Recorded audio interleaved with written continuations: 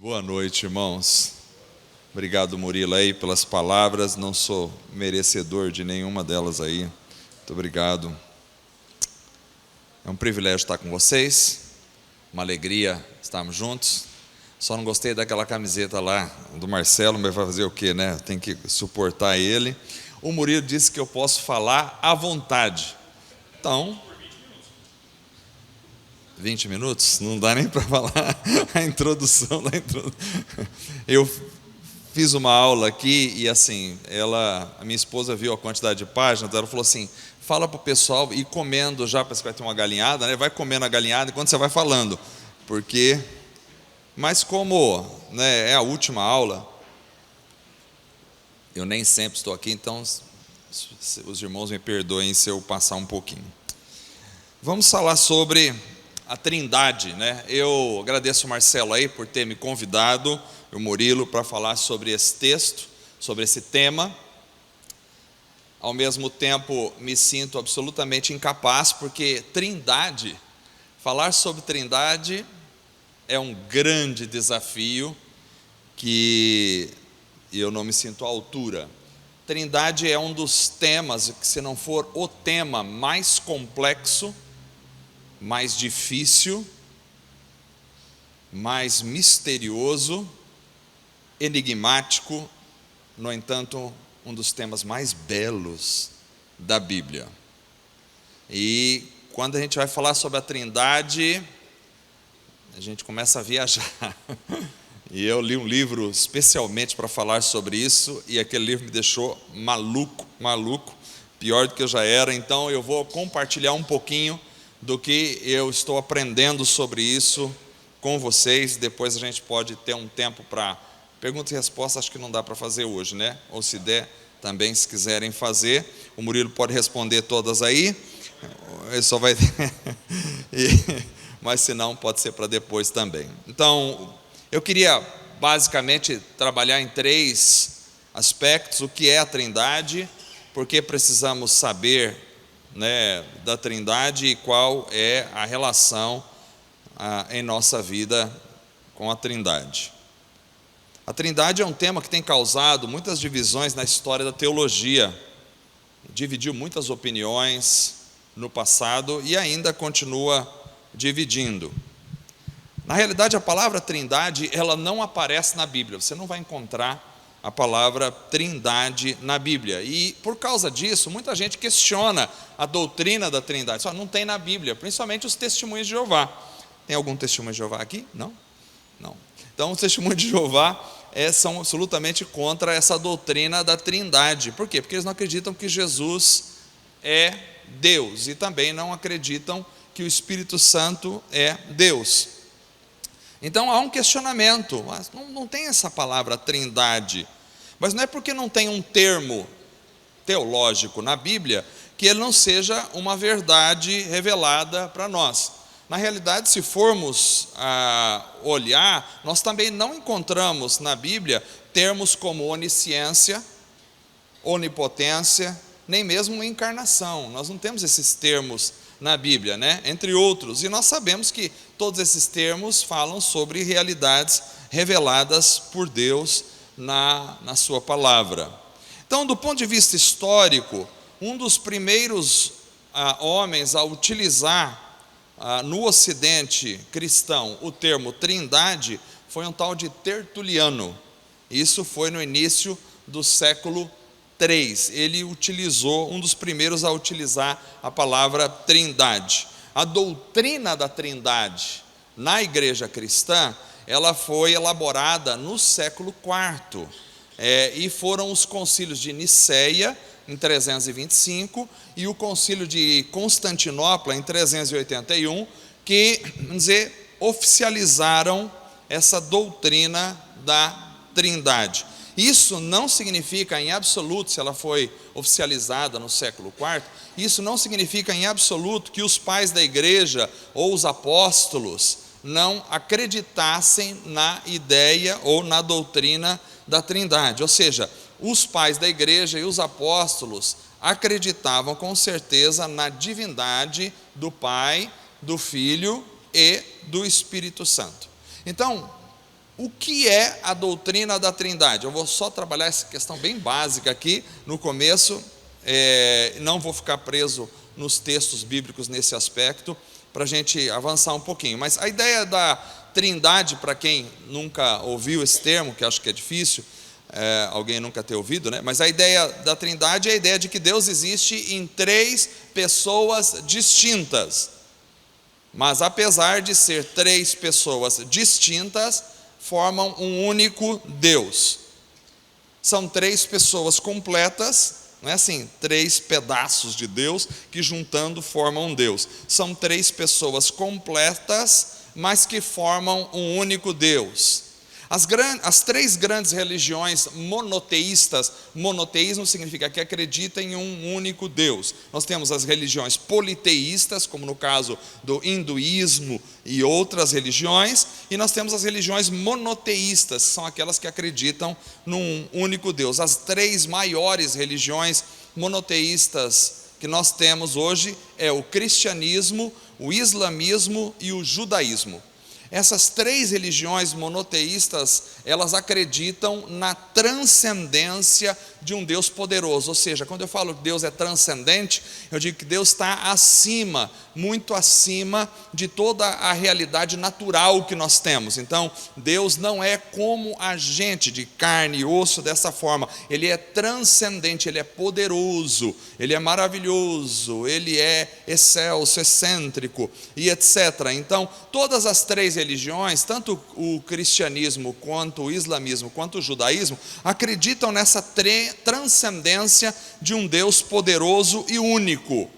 Mas só e somente o cristianismo vai admitir a ideia da Trindade. O judaísmo não acredita na Trindade, para os judeus isso é uma blasfêmia, né? O islamismo não acredita na Trindade, mas o cristianismo sim acredita na Trindade. Então, Pai, Filho e Espírito Santo é que vão formar a Trindade. Nós vemos os 3 juntos em vários aspectos na Bíblia, mas para citar um texto pelo menos aqui, para deixar bem claro, nós vemos os 3, Pai, Filho e Espírito Santo juntos, por exemplo, no batismo de Jesus, lá em Mateus capítulo 3, vamos ver se vai conseguindo projetar os textos para vocês aí, Mateus capítulo 3, verso 16 e verso 17, que vai dizer assim: assim que Jesus foi batizado, saiu da água, e naquele momento os céus se abriram, e então Jesus estava ali sendo batizado, e ele viu o Espírito de Deus descendo como pomba e pousando sobre ele. Então uma voz dos céus disse: esse é o meu Filho amado,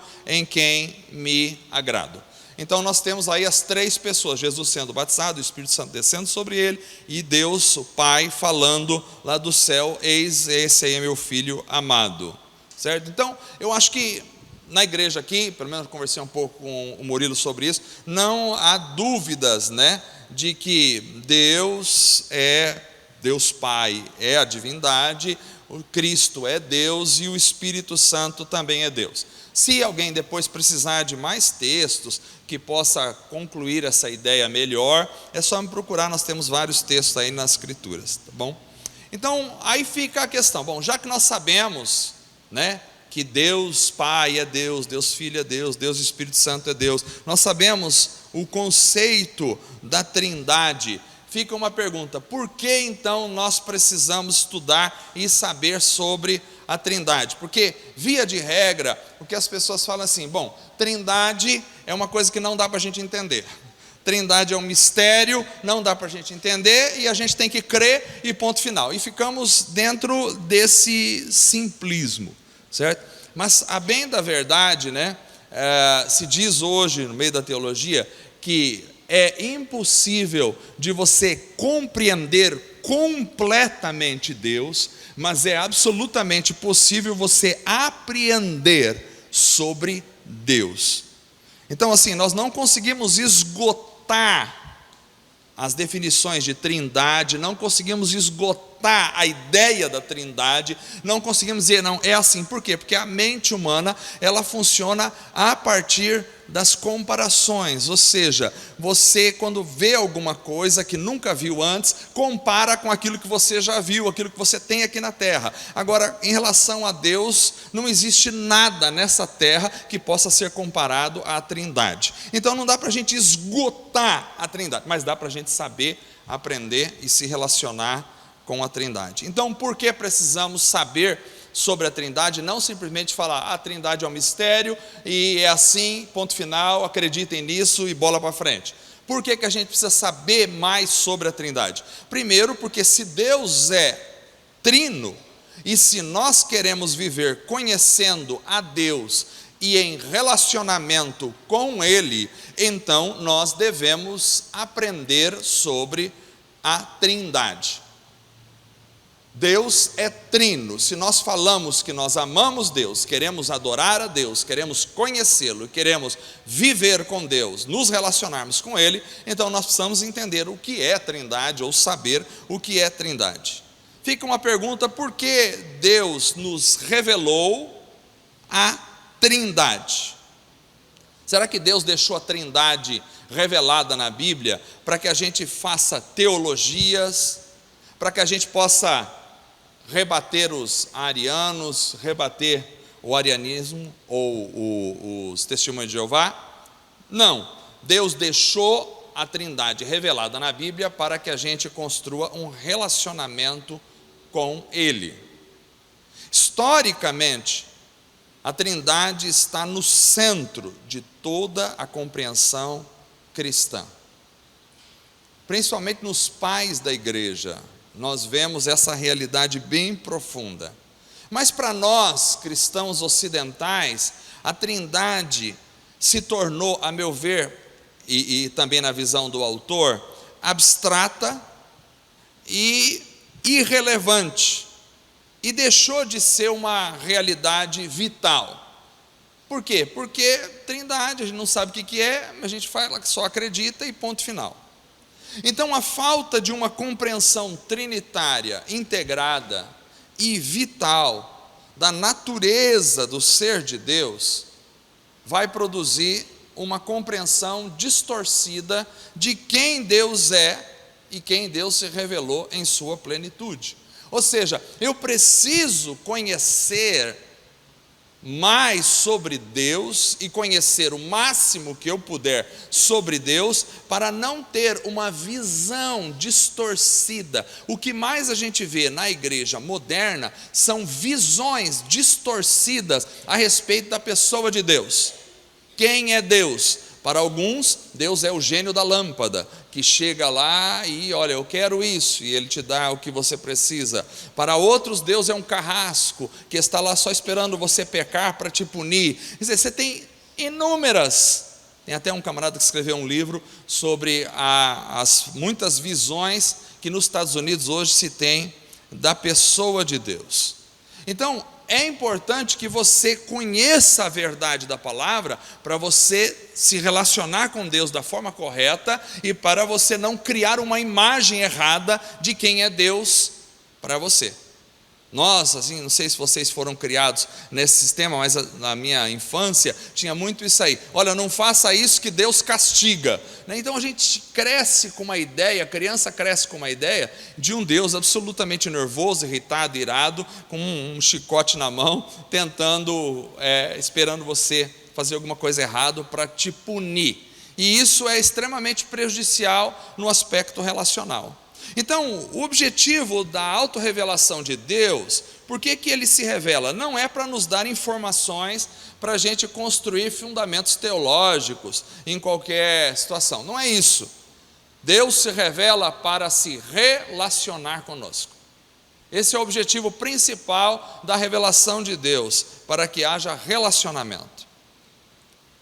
Quando a gente vai para o Antigo Testamento, a gente não vê claramente a trindade no Antigo Testamento. Olhando do Novo Testamento, com os óculos do Novo Testamento, para o Antigo Testamento, é possível você ver a Trindade já começando lá na criação, né? No princípio criou Deus os céus e a terra era sem forma e vazia, e o Espírito de Deus pairava sobre a face das águas. Então esse é no princípio criou Deus. Deus, a palavra Deus ali é Elohim, que é uma palavra, que é um plural de Eloha, que é assim, como se fosse traduzido no princípio deuses. É um plural. Os judeus vão chamar aquilo de plural majestático, que diz que os reis se referiam a si mesmo no plural e etc. E o Espírito de Deus, os judeus vão dizer que aquela ruá de Deus, que ruá que significa vento também, é o vento do trono de Deus se movendo, que estava pairando sobre a face das águas. Mas nós, cristãos, olhando do Novo Testamento para o Antigo Testamento, a gente vai perceber a Trindade.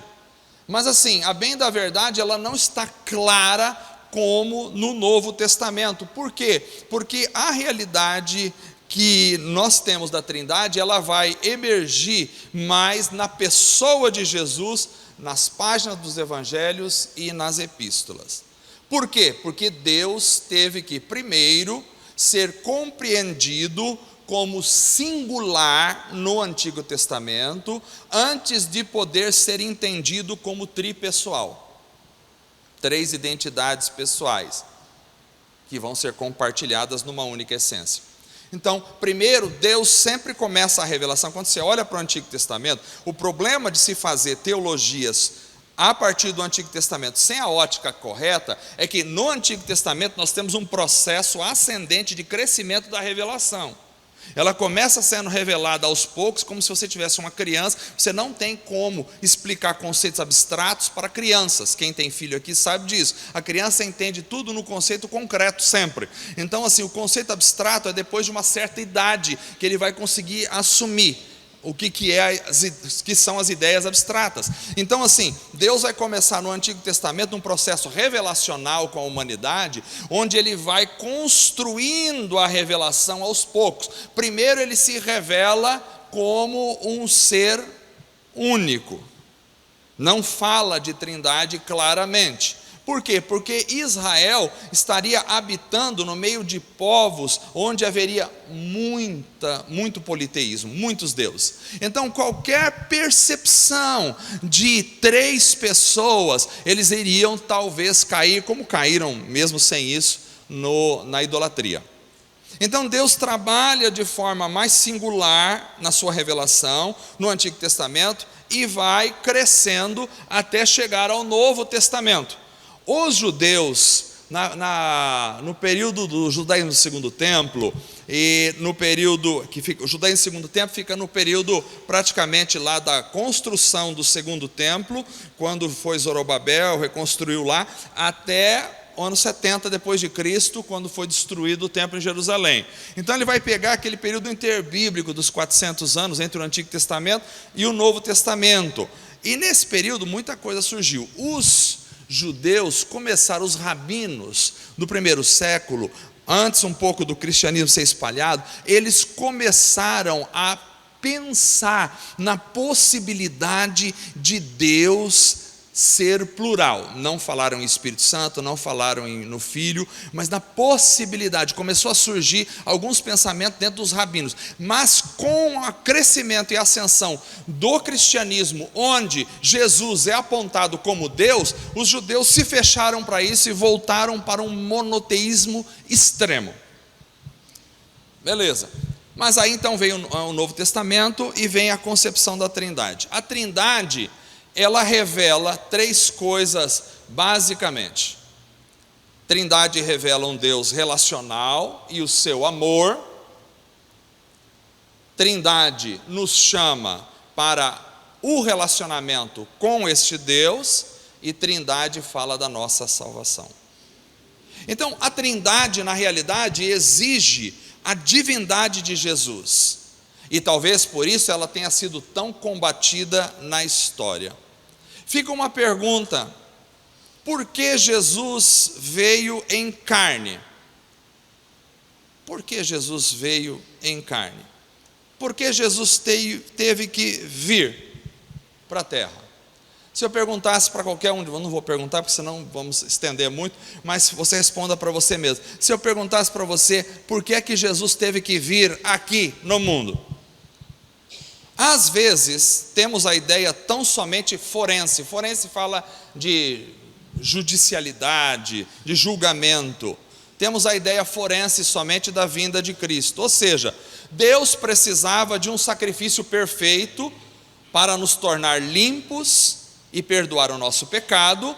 Então, como não havia o sacrifício perfeito, Ele enviou Cristo, que veio ser o sacrifício perfeito para nos perdoar e nos limpar de todo pecado. É claro que tem a ver com isso também, e isso é um elemento muito importante no aspecto da compreensão da vinda de Jesus. Mas se ficar só nisso, que eu acredito que é o que a maioria da igreja no Ocidente hoje faz, se ficar só nisso, isso seria reduzir por demais a obra de Cristo.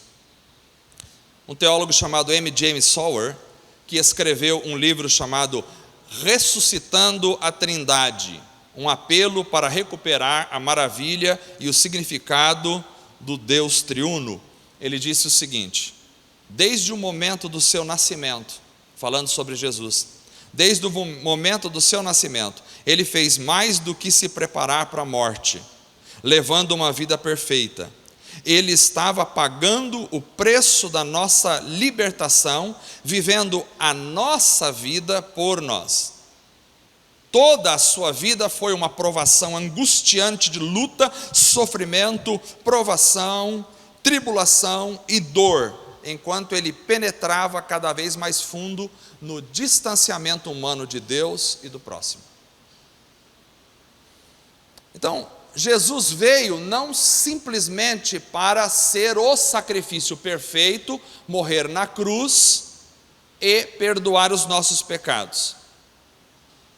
Jesus veio primeiro em carne, e veio em carne para alguns propósitos. Um dos propósitos que eu quero elencar aqui é que Jesus veio em carne para nos trazer a revelação de quem é o Pai. Embora seja possível conhecer algo de Deus, examinando a sua criação, olhando para as fontes, olhando para os mares, rios e a criação de Deus, essa criação não é da mesma essência, não é do mesmo ser que Deus. Ela é meramente o que Ele fez, mas não é o que Ele é. Então, olhando para a criação, eu não consigo conhecer a Deus. Eu posso ter noção sobre Ele, principalmente da sua obra. Porém, João, capítulo 1, verso 18, nós temos uma frase interessante de Jesus. Jesus vai dizer assim, João 1,18: ninguém jamais viu a Deus, mas o Deus unigênito, que está junto do Pai, o tornou conhecido. Ou seja, se não fosse a encarnação do Filho, nós nunca conheceríamos o Deus Pai. Jesus precisou vir em carne para nos revelar o Pai.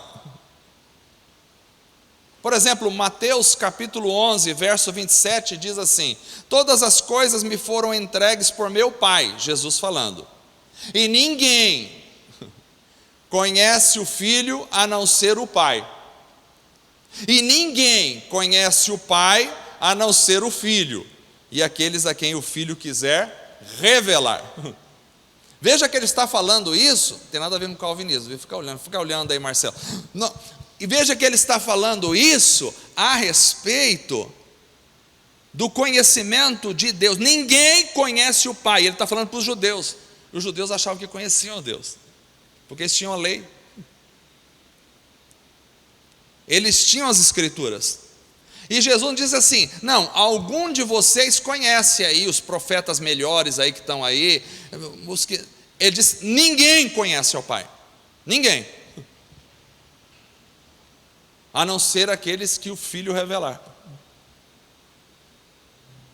Mas os judeus não conheciam as escrituras? Sim. Mas o conhecimento do Pai não está só nas Escrituras. O conhecimento do Pai é revelado na relacionamento.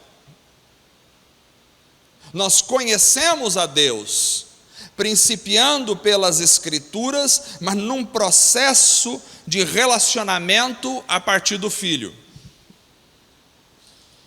Por meio da autorrevelação divina e pessoal, pode-se conhecer a Deus a partir de uma relação com o Filho. Simplesmente conhecer fatos sobre Deus não constitui por si só conhecer a Deus. Porque se fosse isso, os judeus conheceriam a Deus, já que eles até mesmo apontaram onde é que o filho nasceria. O Messias vai nascer lá em Belém. Eles conheciam as Escrituras. E Jesus diz: examinai as Escrituras, porque julgais ter nela a vida eterna, e são elas que de mim testificam. Mas vocês não me conhecem. Os fariseus conheciam as Escrituras, mas não era suficiente para conhecer a Deus, porque o conhecimento de Deus só pode vir por revelação. Aqueles a quem o Filho quiser revelar. Ele não diz assim: leia todo o Antigo Testamento, você vai conhecer. Não. Aqueles a quem o Filho quiser revelar. Estou ficando abençoado aqui. Daqui a pouco eu vou. Lá, chegou finalmente. Eu estava te esperando aí, Cacá, porque aqui estou só com um Murilo aqui, não dá. Você tem que estar aí para me ajudar em oração. Aqueles a quem o Filho quiser revelar. O Pai e o Filho são um. Isso é importante observarmos. Então, podemos conhecer Deus conhecendo Jesus. Em Jesus, nós não vemos uma parte de Deus. Em Jesus, nós vemos a totalidade do que significa ser Deus. Thomas Torrance disse assim: não há Deus além de Jesus. Que maravilha! O Senhor vai nos dizer que o Pai procura verdadeiros adoradores que o adorem em espírito e em verdade. Dois elementos são absolutamente importantes e precisam estar conectados na adoração: espírito e verdade. O Espírito Santo vai interagir conosco, e aqui eu tenho um processo da Trindade, para produzir a adoração em espírito.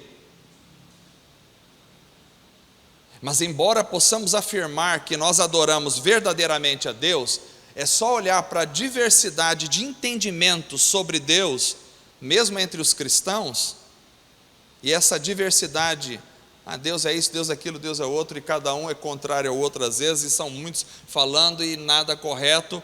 Essa diversidade vai argumentar que nós não adoramos a Deus em verdade. Por quê? Porque nós projetamos imagens de Deus que são caricaturadas por nossa própria condição. Presta atenção, se não há revelação, não há conhecimento de Deus. Eu posso ler as Escrituras, mas eu estou pré-condicionado às minhas condições mentais, à minha história de vida e toda a minha realidade caída. Eu não tenho como conhecer a Deus assim. Tem um provérbio chinês que diz assim: 2/3 do que vemos está atrás dos nossos olhos. Quer dizer, os casados é que sabem isso, né? 2/3 do que a pessoa está olhando para você e está vendo é da cabeça dela. A lógica e o pensamento racional não nos darão a verdade. Não é pela lógica que conhecemos a Deus, nem pelo pensamento racional, é por revelação.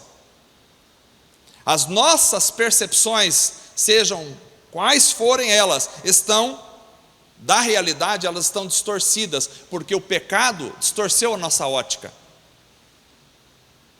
Nós tendemos naturalmente a racionalizar as coisas, mas quando a gente racionaliza, a gente quer servir essa racionalização servindo a um fim que a gente já está predisposto a procurar como criaturas caídas. Então, quando eu vou para alguma racionalização, eu já lá no fundo tenho um preconceito em relação àquilo, eu já sei onde eu quero chegar. E isso acaba impedindo a minha compreensão a respeito de Deus. O nosso falso conceito de Deus, baseado em nossa própria imagem e experiência, esconde o verdadeiro Deus da nossa visão.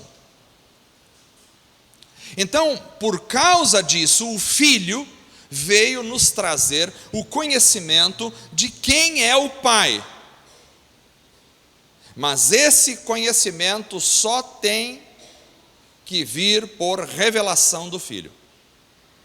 Para conhecer, eu preciso entrar em um processo de relacionamento pessoal com o Filho para receber a revelação de quem é o Pai.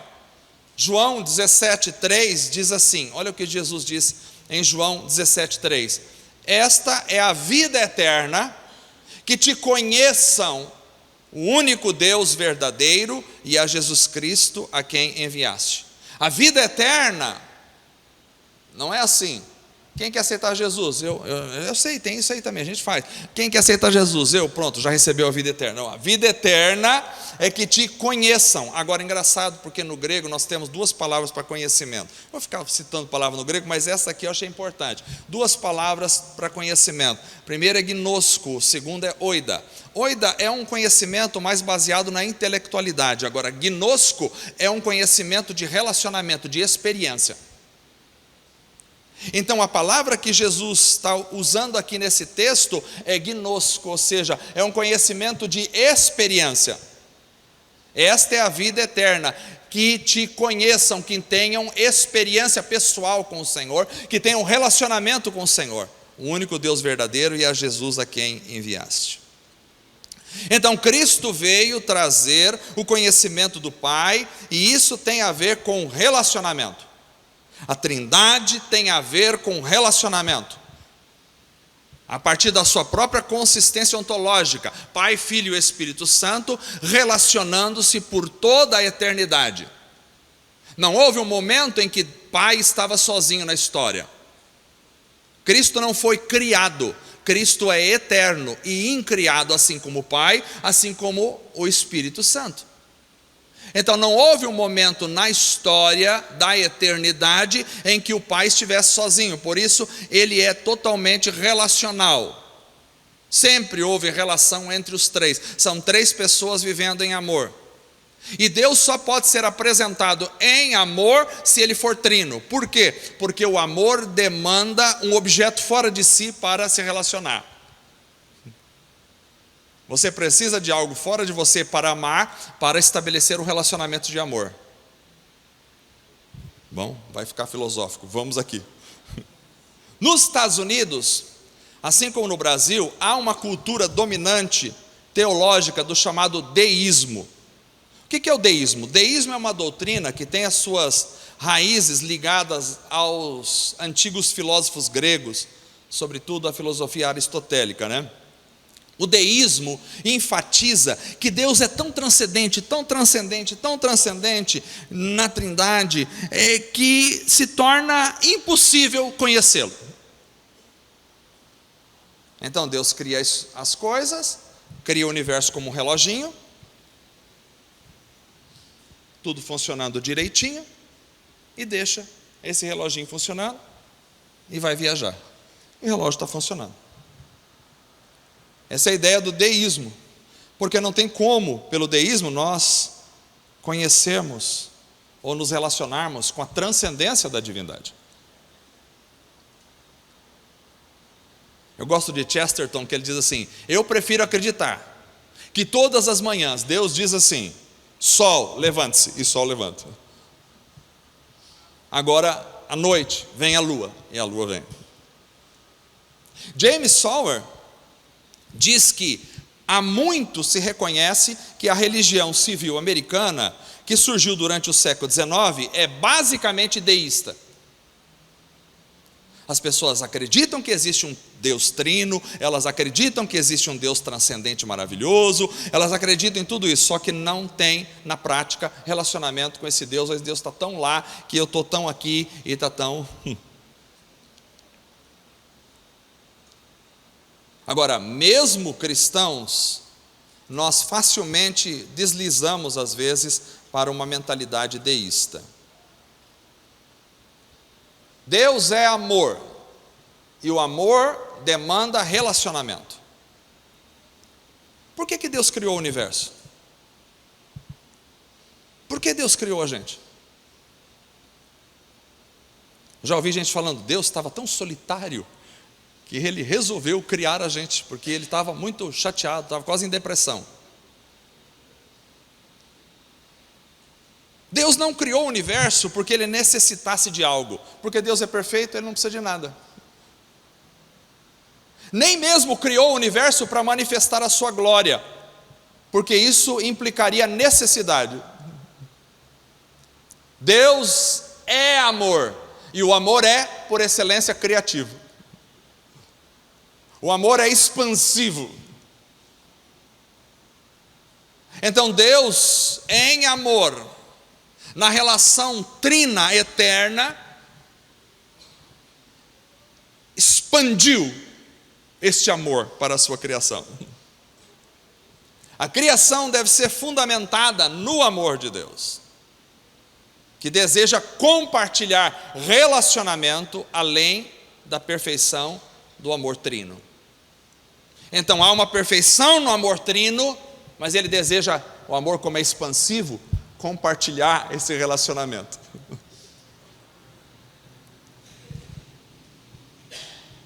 E por isso Ele criou, e o universo não é independente de Deus. O universo não é um reloginho que funciona como diz a ciência. A partir do século XIX, com o evento do iluminismo, nós começamos a nos tornar absolutamente bestas. Tem que cortar isso depois aí, depois corta. Porque a gente começou a se colocar no trono. Porque com o desenrolar da história, como nós passamos pelo período da Idade Média, onde houve muitos abusos da chamada igreja cristã na história, e esses abusos cerceavam a liberdade da ciência, que não conseguia se desenvolver, e toda uma série de coisas. Então, um extremo, ele geralmente, quando é combatido, se emprega tanta força, que a gente vai para o outro extremo. Então, com o evento do renascentismo e depois do iluminismo, onde houve uma explosão das ideias, e veio a industrialização, e toda essa coisa, e os homens começaram a descobrir a ciência, e começaram a crescer. Então, o que acontece? Já havia um processo de falência na instituição cristã a partir de Roma, porque Roma foi perdendo o seu poder imperial, e foi perdendo a sua realidade, e aquilo foi destruindo, e aí então, de alguma forma, a ciência se liberta das garras daquilo que eles chamavam de fé, ou da teologia, e aí ela então rejeita tudo aquilo que vem de Deus, e tudo aquilo que se fala em Deus, e tudo aquilo que se fala na transcendência, e ela coloca o homem no centro. Foi uma cartada de Satanás. E aí, a partir daí, começamos a achar que o universo é um reloginho, que funciona do jeito que está. Vocês assistiram aquele filme Oppenheimer, que está no cinema? 3 horas de filme. Bom, eu não vou aconselhar a assistir, porque é 3 horas de conversa, né? Poderia resumir em 1 hora, estava bom para mim. Mas, Oppenheimer conta a história da bomba atômica. E na história da bomba atômica, não vou conseguir acabar essa aula, a história da bomba atômica, da fissão nuclear do átomo, havia uma probabilidade de, na primeira explosão nuclear, aquilo acabar com todo o universo. Os próprios cientistas discutiam essa probabilidade. E tem uma parte do filme onde o Oppenheimer vai lá conversar com o Einstein sobre essa possibilidade, o Einstein está vivo, e ele diz, mas aqui pelas contas é possível que isso aconteça, ou seja, na primeira explosão nuclear, isso gerar uma reação em cadeia de explosões, de destruição dos núcleos do átomo, e isso incendiar todo o universo e acabar. Mas o universo não é um reloginho que Deus fez e deixou assim. O universo está cuidado por Deus. Deus fez o universo e sustenta o universo. Hebreus capítulo 1, verso 3 diz assim: o Filho é o resplendor da glória de Deus e a expressão exata do seu ser, sustentando todas as coisas por sua palavra poderosa. Aleluia. O universo é sustentado por Jesus. Ele sustenta o universo. Não é uma coisa que ele deixou aí, vamos para lá. Ele sustenta. Colossenses capítulo 1, verso 17 diz que ele é antes, Cristo é antes de todas as coisas, e nele tudo subsiste nele. Nele.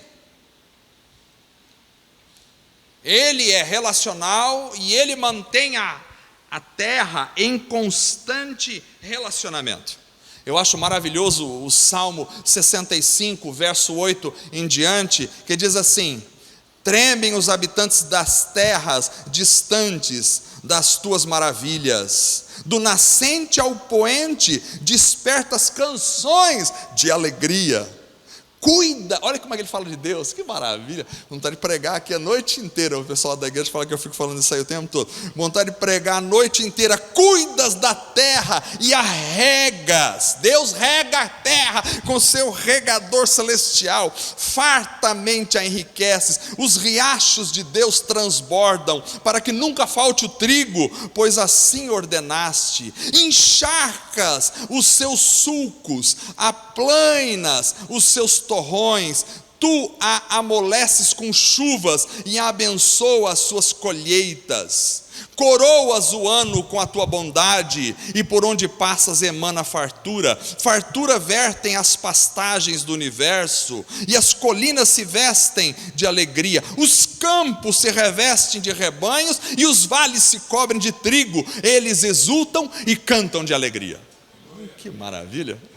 Oh glória! Não vai fazer. Pois ele fica fazendo isso. O camarada fala: não é de Deus. Deus não nos criou porque ele precisava de nada. Ele nos criou para nos dar. A divindade é definida por seu relacionamento dinâmico, perfeito e interpessoal. Deus é um Deus relacional. Trindade fala de relacionamento. E é interessante porque os psicólogos e terapeutas, começando com William James, no final do século XIX, reconheceram que a identidade de alguém como uma pessoa é definida e constituída pelos seus relacionamentos. Deus queria dar identidade ao ser humano e se relaciona com ele para que isso aconteça. Então, nós vimos aqui que até 11h30, né? Além da Trindade revelar o Deus relacional e seu amor, além da Trindade nos chamar para o relacionamento, a Trindade também fala da nossa salvação. O Filho também veio para entrar em nossa realidade humana enfraquecida. A questão da encarnação é uma das coisas mais esplêndidas, maravilhosas, que não cabe na nossa mente. É muito grande para nós. A encarnação foge da nossa capacidade de compreensão. Talvez quando chegarmos no céu nós vamos ter uma compreensão muito maior. Mas só para pincelarmos alguma coisa sobre isso. A Trindade é constituída de pessoas,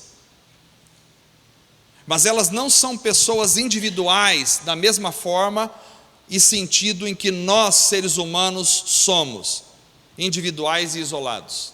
Elas não são assim. Eu posso não ter nada em você e você não ter nada em mim. Cada um viver a sua vida isoladamente, individualmente. Não deveria ser assim a igreja, né? Mas às vezes. A Trindade não é assim. A Trindade são três pessoas em uma essência, em um ser, e suas respectivas personalidades, preste atenção nisso, é muito importante. As personalidades da Trindade habitam uma na outra. Eles contêm plenamente, como pessoas inteiras, contém a outra, sem qualquer diminuição da honra e da glória um do outro. A partir daí, já começa a abrir mundos na nossa mente. Porque a questão da expiação, Jesus veio fazer expiação também por nós. A questão da expiação deve ser entendida corretamente para que a gente possa entender a encarnação. O relato da expiação que é chamado de substituição penal, foi articulado pela primeira vez como uma explicação abrangente da natureza da expiação durante a Reforma. Em última análise, vai surgir aí uma matriz conceitual de lei e justiça que tem as suas raízes na jurisprudência romana e não nas Escrituras. Toda a teologia ocidental foi afetada pela vertente forense do direito romano, desde o trabalho de Tertuliano no século III, um brilhante advogado romano. Tinha que ser um advogado para causar um problema desse na teologia. Ele utiliza essa ideia do direito romano, aplica às Escrituras, e aí nós temos a ideia da expiação. Tá, isso é importante, muito importante. Mas o objetivo da encarnação, porque Jesus veio, não é apenas a concessão do perdão. Jesus não veio só para nos perdoar. O objetivo da encarnação é a adoção. É o estabelecimento de uma relação pessoalmente íntima com o Deus triuno. A adoção é um tema que está articulado no Novo Testamento quase tão frequentemente quanto a justificação, mas é quase sempre ignorado pela igreja. Porque depois da Reforma, como Martinho Lutero estava lutando com o pensamento católico romano, onde ele estava querendo dizer que nós somos justificados pela fé e não pelas obras, Martinho Lutero então deu uma ênfase forte à justificação. A ideia da justificação predominou e dominou a teologia do mundo ocidental, e até hoje. Mas veja bem, Efésios capítulo 1, versos 5 e verso 6, pastor até agora não citou Filipenses, é Filipenses, né, que era para falar, mas vamos chegar lá, Efésios 1, 5 e 6, ele diz assim: em amor nos predestinou para sermos o quê? Adotados como filhos, por meio de Jesus Cristo, conforme o bom propósito da sua vontade, para o louvor da sua gloriosa graça, a qual nos deu gratuitamente no amado. Na salvação,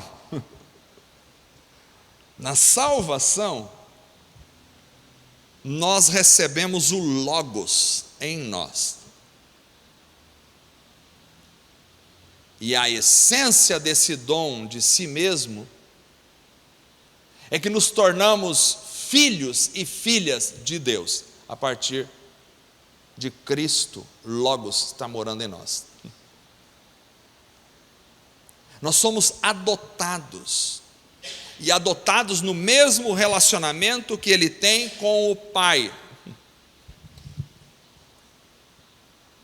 A imagem da adoção vai mudar o foco do nosso estatuto legal de tribunal e vai mudar essa imagem para o nosso estatuto de filhos amados dentro da família.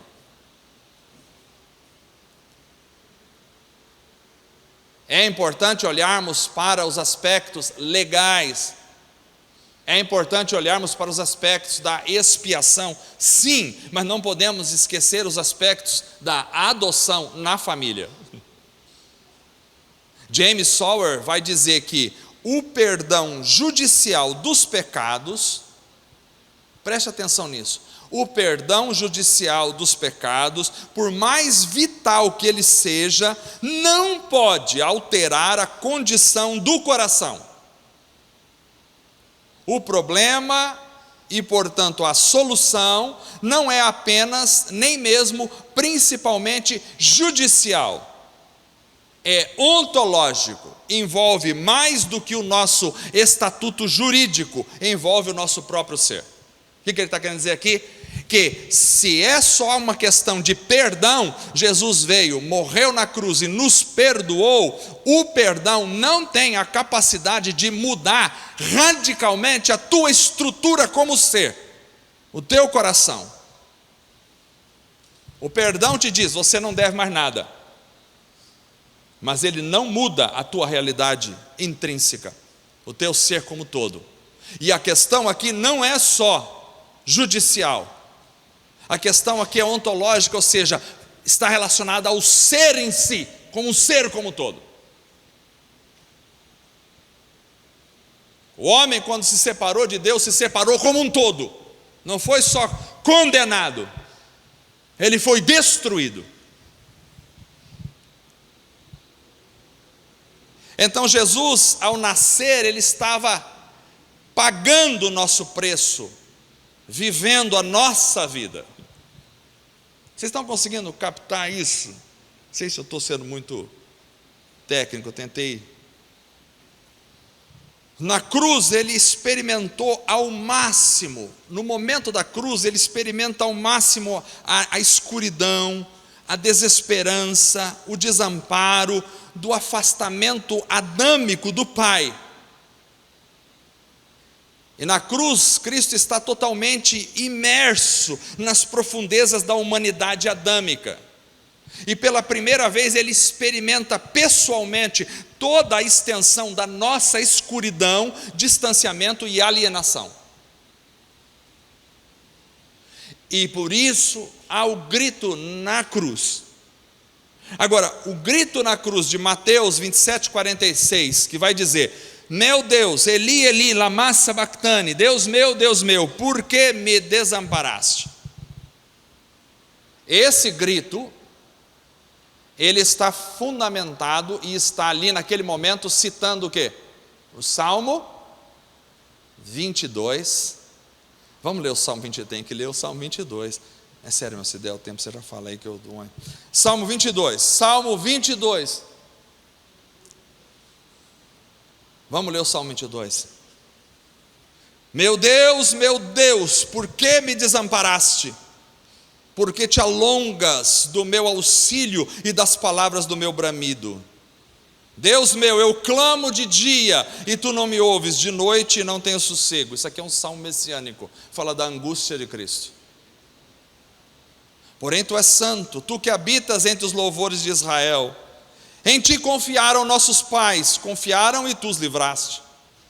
A ti clamaram e escaparam, em ti confiaram e não foram confundidos, mas eu sou verme e não homem, opróbrio dos homens e desprezado do povo. Liga a Isaías. Todos os que me veem zombam de mim, estendem os lábios e meneiam a cabeça, dizendo: confiou no Senhor, que o livre-o, pois nele tem prazer. Mas tu és o que me tiraste do ventre, fizeste-me confiar, estando aos seios da minha mãe. Sobre ti fui lançado desde a madre, tu és o meu Deus desde o ventre da minha mãe. Não te alongues de mim, pois a angústia está perto e não há quem ajude. Muitos touros me cercam, fortes touros de Bazã me rodearam, abriram contra mim as suas bocas, como um leão que despedaça e que ruge, como água me derramei, e todos os meus ossos se desconjuntaram, e o meu coração é como cera, derreteu-se no meio das minhas entranhas, a minha força se secou como um caco, e a língua se me pega ao paladar, e me puseste no pó da morte, pois me rodearam cães, um ajuntamento de malfeitores me cercou, transpassaram-me as mãos e os pés, poderia contar todos os meus ossos, eles vêm e me contemplam, repartem entre si as minhas vestes, e lançam sortes sobre a minha roupa, mas tu, Senhor, não te alongues de mim, força minha, apressa-te em me socorrer, livra a minha alma da espada, e a minha predileta da força do cão, salva-me da boca do leão, sim, pois ouviste-me das pontas dos bois selvagens. Então declararei o teu nome aos meus irmãos, louvar-te-ei no meio da congregação. Vós que temeis ao Senhor, louvai-o, todos vós, sementes de Jacó, glorificai e temei-o todos vós, sementes de Israel, porque não desprezou, nem abominou a aflição do aflito, nem escondeu dele o seu rosto, antes, quando ele o clamou, o ouviu. O meu louvor será de ti na grande congregação, pagarei os meus votos perante os que o temem. Nós não temos a compreensão do que foi a encarnação e a morte de Cristo na cruz.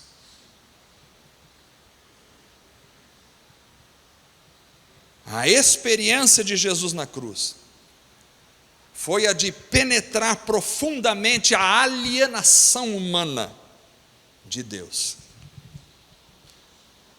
E ali ele experimenta o sentimento humano comum de estar totalmente perdido e impossível de ser encontrado até mesmo por Deus.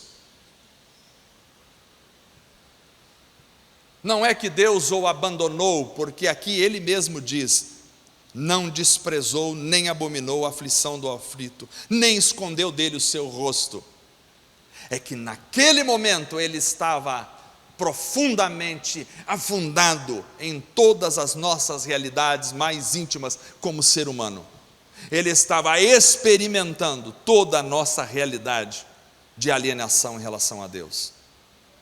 E ao aprofundar e ao penetrar nas profundezas da alienação humana, ele pode-se dizer verdadeiramente que Jesus compreende e simpatiza com a expressão mais desesperada da nossa desesperança e desamparo.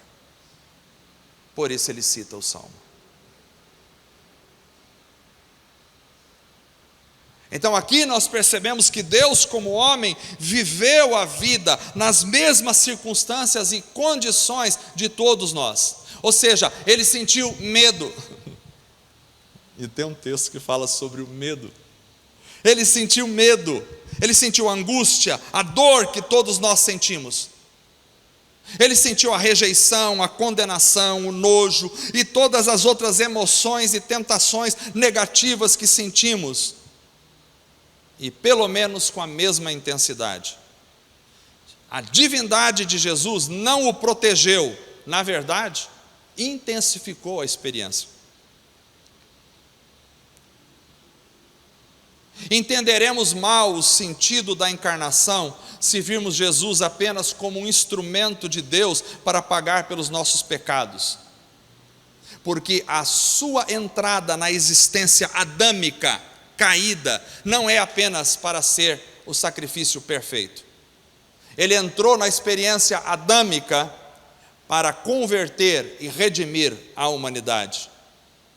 E absorveu todas as consequências do nosso pecado na vida e na morte.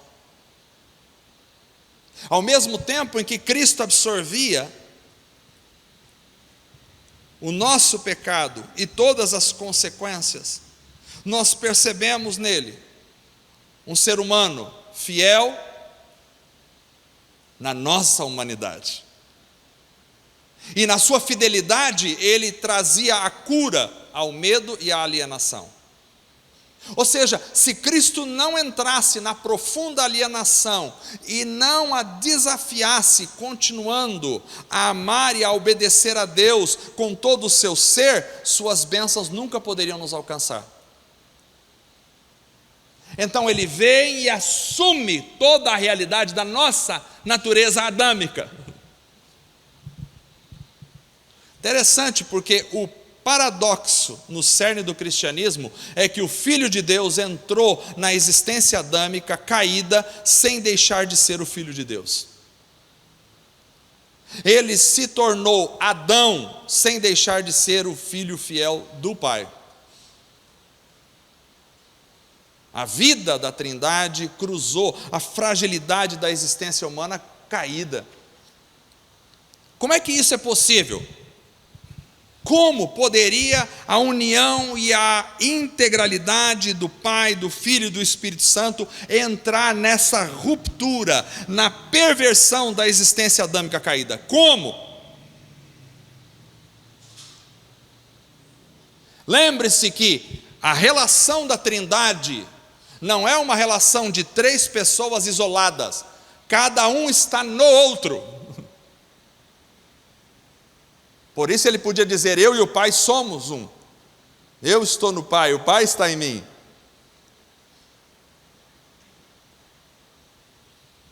Como essa contradição poderia acontecer dele assumir a nossa condição humana dessa forma na natureza humana caída? A resposta é: não é possível. Algo teria que ceder, algo teria que mudar. Ou a comunhão do Pai, do Filho e do Espírito Santo chegaria a uma paralisação eterna, ou a existência adâmica seria fundamentalmente reordenada. Na encarnação, ou o amor do Deus triuno seria quebrado, ou a carne adâmica seria convertida a Deus.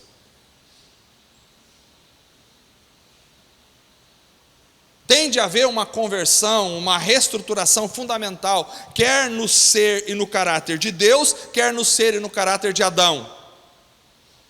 A entrada da comunhão do Pai, do Filho e do Espírito Santo na nossa alienação e estranhamento não significou a ruína da Trindade, significou uma grande guerra. Jesus diz isso com a sua atitude em Lucas capítulo 2, verso 52. Vocês aguentam mais um pouquinho ainda, amém? Não vai esfriar a galinhada, amém? Aleluia. Jesus, Lucas 2,52 diz assim: Jesus ia crescendo em sabedoria, estatura e graça diante de Deus e dos homens. Interessante, porque Lucas usa um termo no grego, procópito, para falar de Jesus crescendo em favor de Deus e dos homens.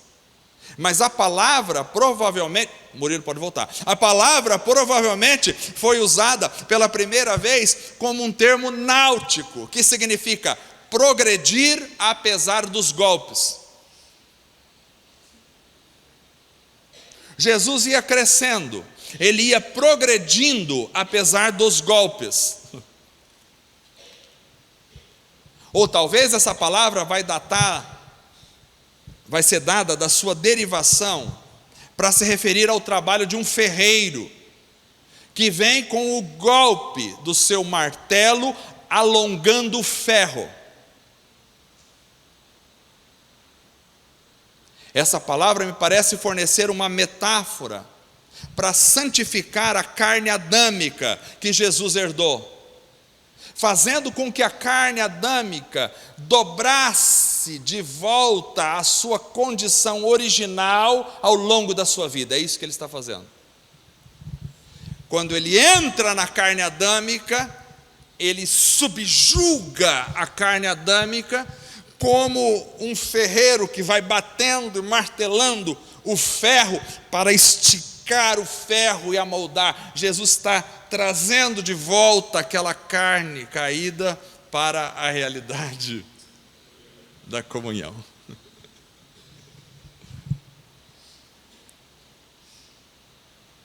Ia crescendo, ia esmagando,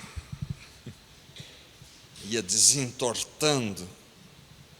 Como Lucas nos conta, Jesus abriu o caminho com golpes.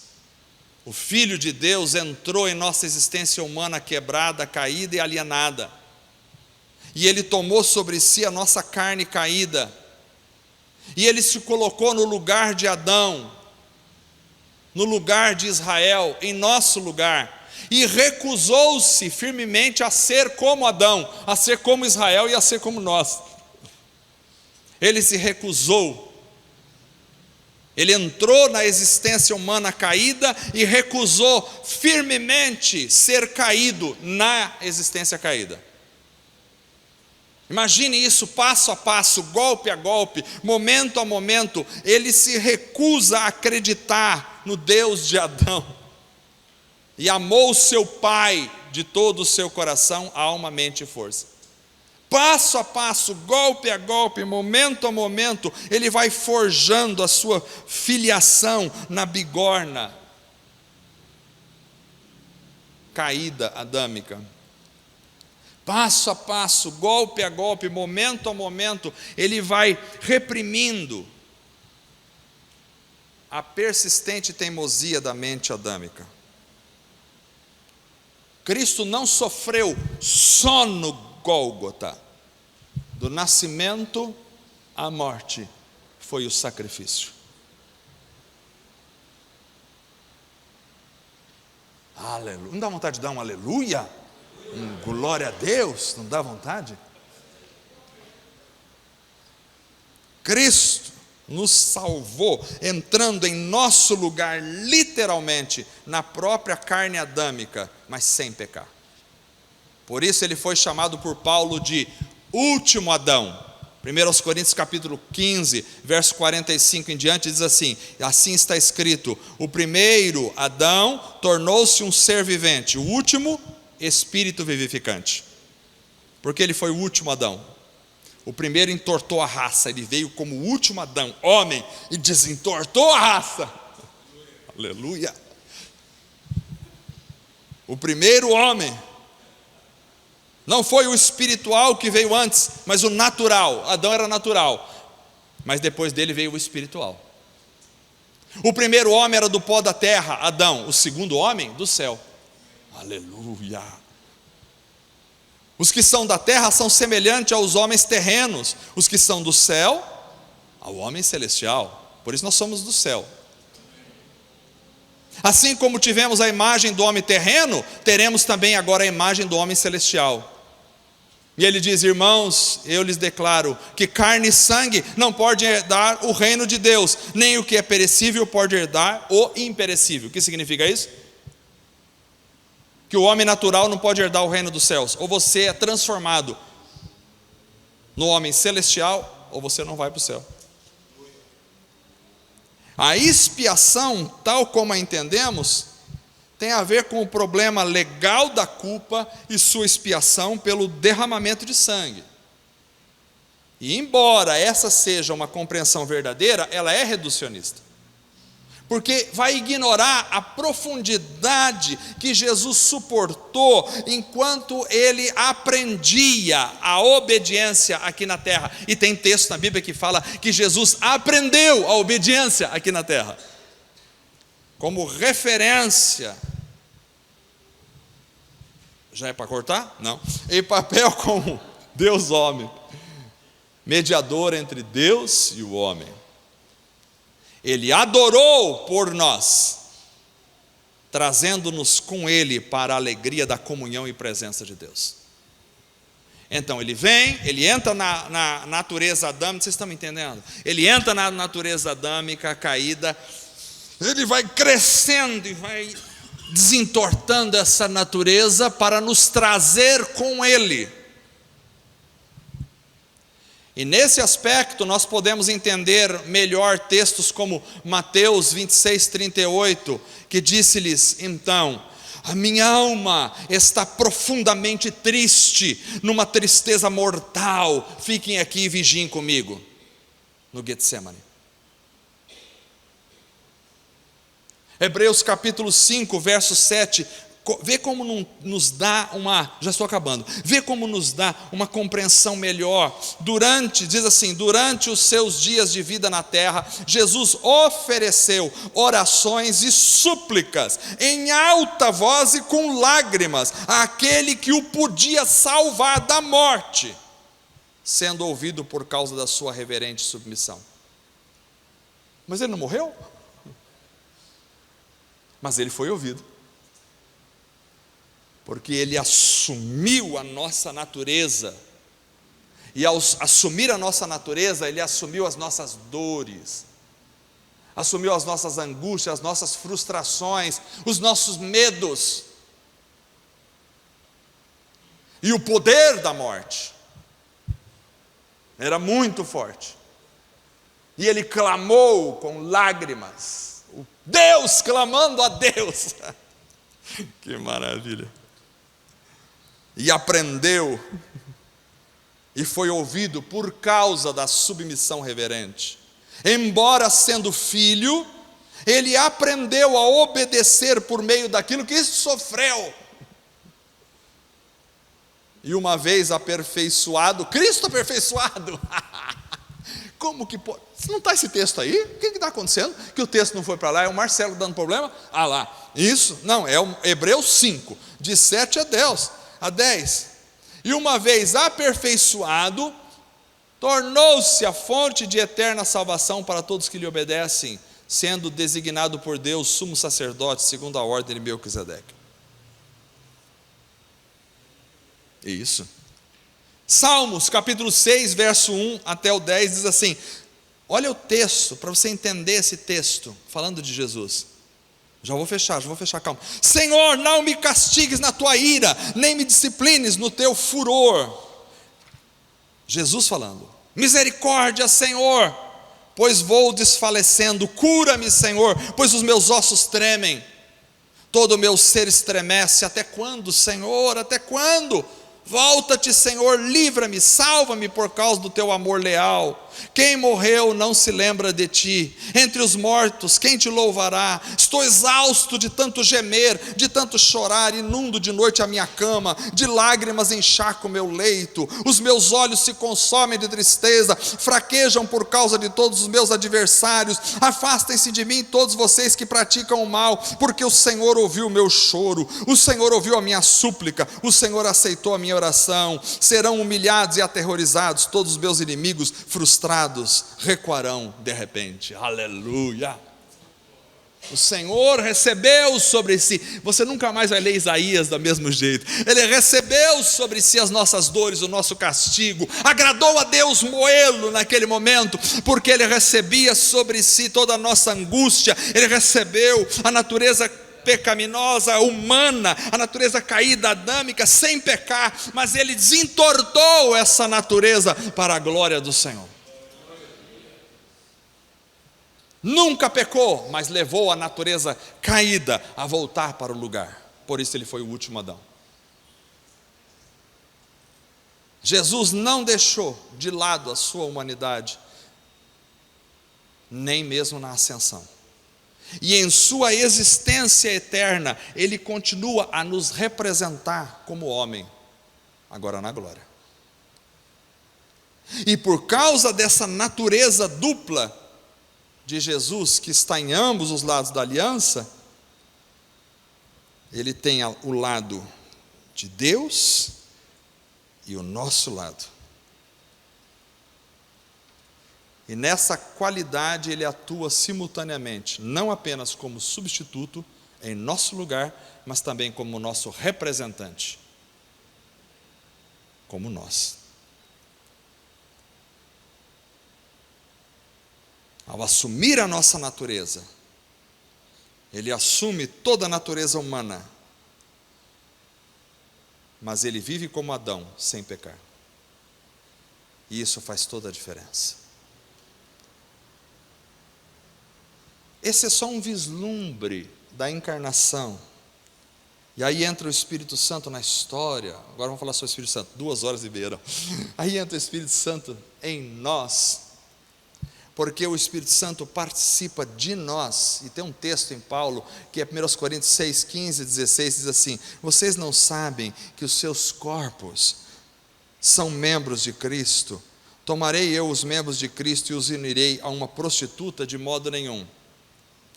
Vocês não sabem que aquele que se une a uma prostituta é um corpo com ela? Pois como está escrito, os dois serão uma só carne. Veja, o Espírito Santo, quando veio, se Cristo assume a nossa natureza adâmica, o Espírito Santo, quando veio, entrou em nós e começou a habitar em nós. E o Espírito Santo em nós é o Espírito Santo participando da nossa vida. E a nossa vida agora, com o Espírito Santo em nós, nós temos essa responsabilidade. E ele diz assim: como é que vocês vão se unir a uma prostituta se vocês são membros de Cristo? Como é que o corpo de Cristo, na sua santidade, vai se relacionar com a prostituição? Vocês estão doidos? O Espírito habita em você. Como é que você usa essa palavra? Como é que você usa esse palavreado? Como é que você age dessa forma? Porque o Espírito Santo tem participação em você. A Santíssima Trindade, porque o Espírito Santo está no Pai, o Pai no Espírito Santo, o Espírito Santo no Filho, o Filho no Espírito Santo. A Santíssima Trindade está em você. E se você está fazendo alguma coisa errada, Ele está nesse meio dessa realidade toda. Então o sacrifício ainda continua, porque Deus, ao morrer na cruz, estava assumindo o nosso lugar e estava entrando em nós e participando da nossa vida para sempre.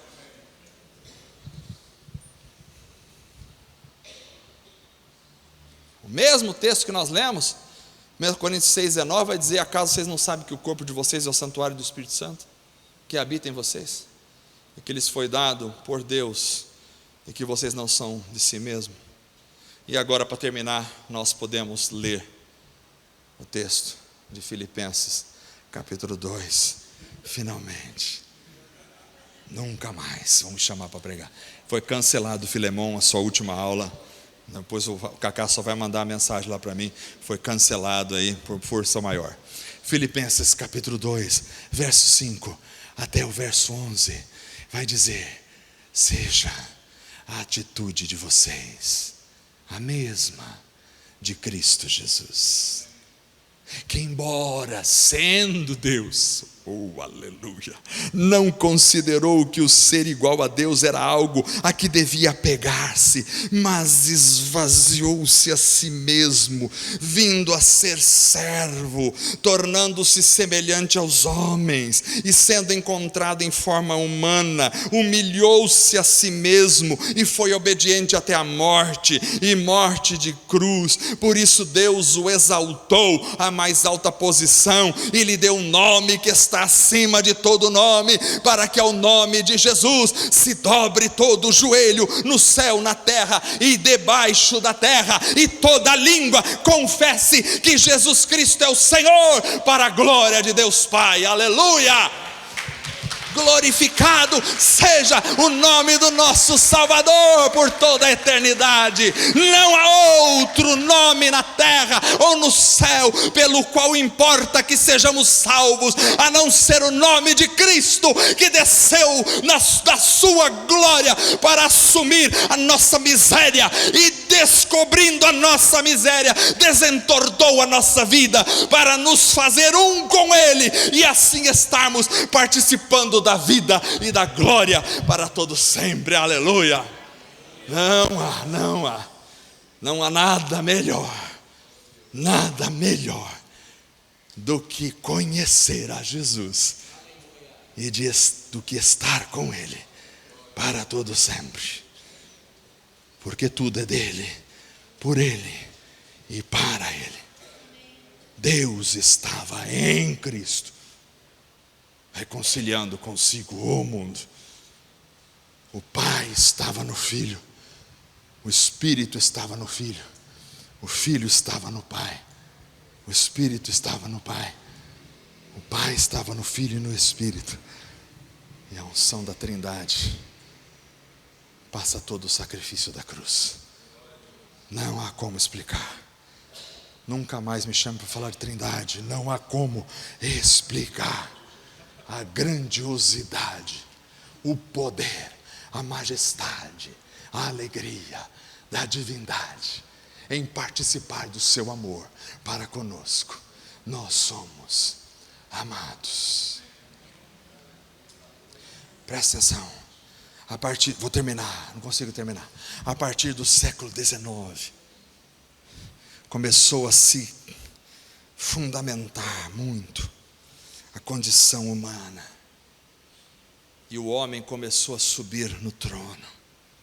E Deus foi deixado de lado.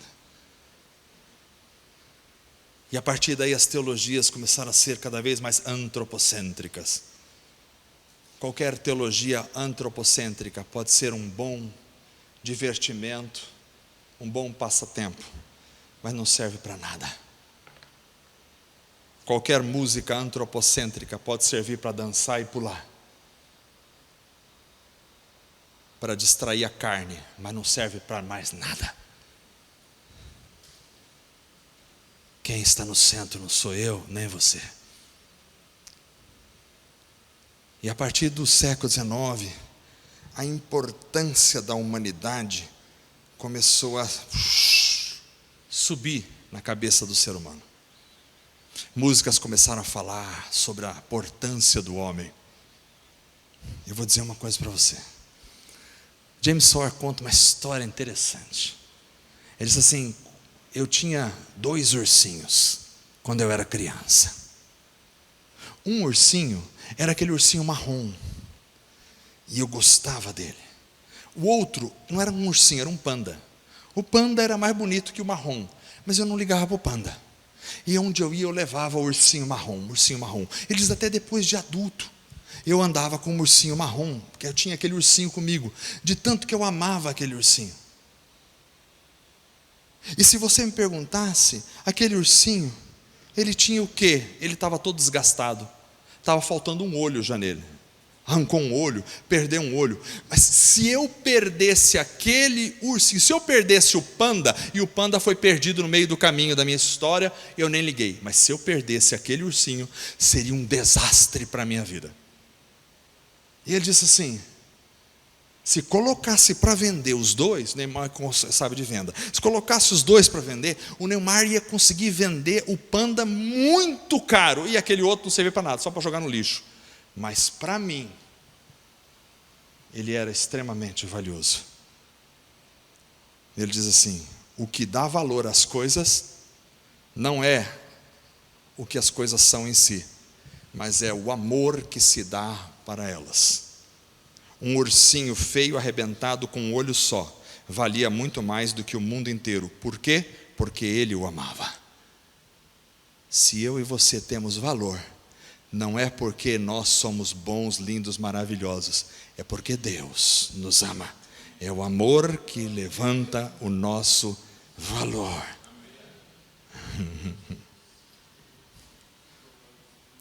Minha esposa está na aula, e no Dia dos Pais, uma professora postou lá no grupo delas o cartão que um filho fez para o pai. E o filho escreveu assim: pai, para os outros você não vale nada, mas para mim você vale muito. Eu imagino que aquele filho daria a vida pelo pai. O teu valor está no amor que se colocam sobre ti. E o amor que Deus colocou sobre nós levanta o nosso valor. Não é pelo que somos, é porque Ele nos ama. Que Deus abençoe vocês. Antes que eu comece a falar em línguas estranhas, vamos ficar de pé para orar.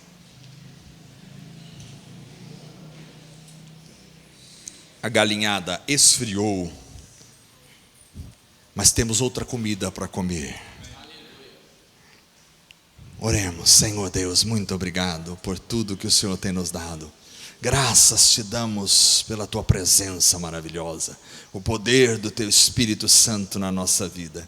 Que a grandiosidade do Senhor possa ser percebida em nossos corações. Que a vida do Senhor faça parte da nossa vida sempre. Que a graça do Senhor atinja os nossos corações. Que a alegria do teu Espírito inunde os corações. Que a grandeza do Senhor seja observada, vivenciada, aprendida a cada dia mais na nossa vida. Senhor amado, te louvamos, Jesus, pela tua morte na cruz. Te louvamos pela tua encarnação. Te louvamos por teres vindo aqui e vivenciado a nossa vida, a nossa humanidade, e teres sofrido por nós. Oh, te louvamos pela tua maravilhosa obra, que nos resgatou, que nos endireitou, que nos transformou, que nos perdoou, que nos curou, que nos construiu, que nos resgatou em vida, que nos deu, Senhor, forma,